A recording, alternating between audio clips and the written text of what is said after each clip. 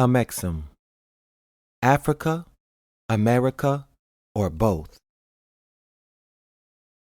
Before I begin, I would like to state that the information in this video is not to cause confusion or to debunk any information that has been produced by Moors on this subject.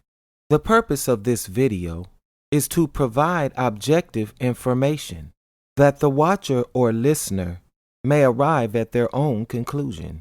The chapter involved is the Circle 7, 47, 1 through 7, and it states, "The inhabitants of Africa are the descendants of the ancient Canaanites from the land of Canaan. Old man Cush and his family were the first inhabitants of Africa, who came from the land of Canaan. His father Ham and his family were the second. Then came the word Ethiopia, which means the demarcation line between the dominion of Amexem, the first true and divine name of Africa, the dividing line between the Father and the Son, the dominion of Cush, northeast and southeast Africa, and northwest and southwest was his father's dominion." The verse further states that the Moabites from the land of Moab received permission from the pharaohs of Egypt to settle and inhabit northwest Africa. They were the founders and the true possessors of the present Moroccan Empire, with their Canaanite, Hittite, and Amorite brethren who sojourned from the land of Canaan seeking new homes. The dominion and inhabitation extended from northeast to southwest Africa across the great Atlantis, even unto the present North, South, and Central America, Mexico, and the Atlantis Islands before the great earthquake which caused the great Atlantic Ocean. Many believe that in this verse there is a clear distinction drawn between Africa and America, and that only Africa can be referred to as Amexem. However, others believe that America is also Amexem. Let us investigate. It is interesting to point out that if we observe the words Amexem, Africa, and America, if we take the AME from Amexem and the RICA from Africa and combine them, we get America. However, this is dismissed as mere wordplay. Can we find any other definitive evidence pointing to America as being Amexem? There is, however, evidence that Africa and America were in fact one landmass at one point in history. However, it clearly states the dominion of inhabitation extended from northeast to southwest Africa, across the great Atlantis, even unto the present North, South, Central America, etc. Is the Circle 7 making a clear distinction between Africa and North, South, and Central America in this verse? Or is it including North, South, and Central America in Amexem? The key here is the dominion of inhabitation. Dominion and inhabitation, meaning that North, South, and Central America were a part of the imperial Moroccan Empire, shows the Moorish Empire, Africa and America, to be one, and yet the landmasses are separated. However, this is the Moorish Empire. What of ancient Amexem?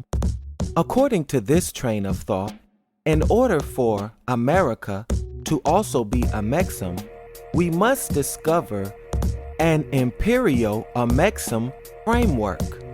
Can we find any evidence of this? The answer is yes.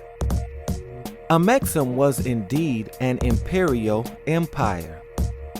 Pyramids and mounds found all over the world bear testimony to the fact that ancient Africa, Amexem, was indeed an imperial empire, and not just limited to the landmass of Africa itself. Likewise, there is a Moabite Phoenician or Canaanite connection with the Olmec civilization of America and the Mande of West Africa.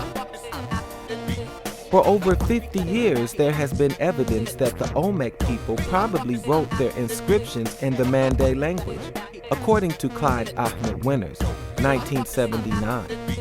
The second clue to the Mande origin of the Olmec writing was provided by Leo Weiner in Africa and the Discovery of America, 1922. Weiner presented evidence that high civilization of Mexico, Maya, and Aztecs had acquired many of the cultural and religious traditions of the Malinke Bambara or Mandang people of West Africa.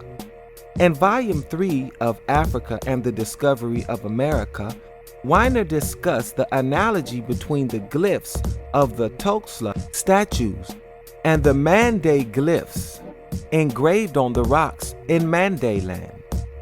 However, others say that Noble Drew Ali never definitively stated that America was a part of Amexem, and also that Key 86 in the questionnaire for Moorish American states Negro, a name given to a river in West Africa by Moors because it contains black water.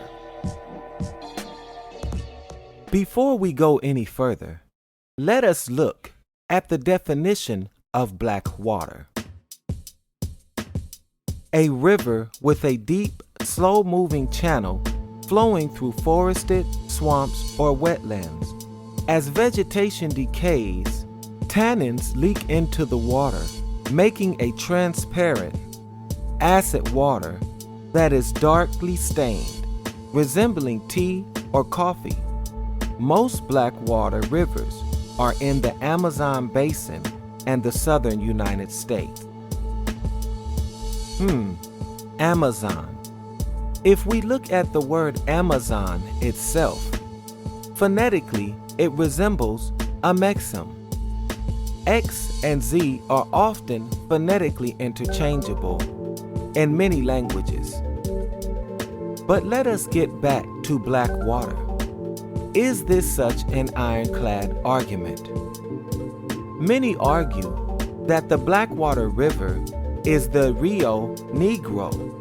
However, others contend that the Blackwater River referred to is the Niger River in West Africa. Though the Niger River does not contain black water at present, there is historical evidence that it was once considered the Black River.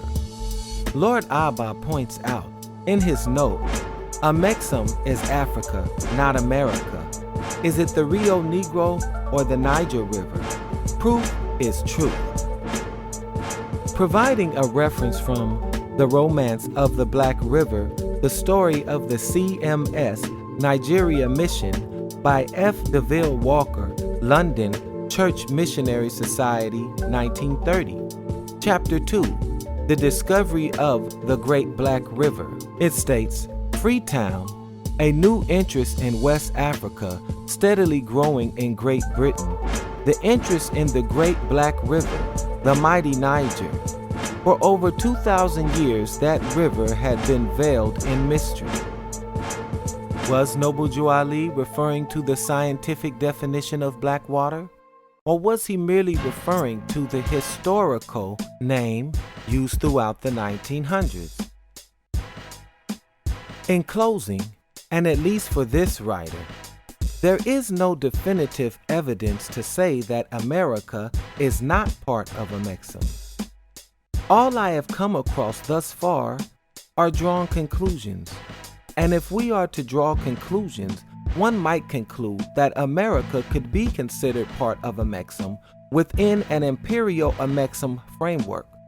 Likewise, one cannot discount the evidence of Olmec civilization being a colony of the Moabite Canaanite Empire of Northwest Amexem. This is clear in the study of the Olmec language and the major language group of North Africa, Mande. There must be a middle way between the two arguments. I don't see why, nor does history support a polarized ancient Africa and ancient America. Seems to me that both arguments are wrong when taken in extremes. Peace and love.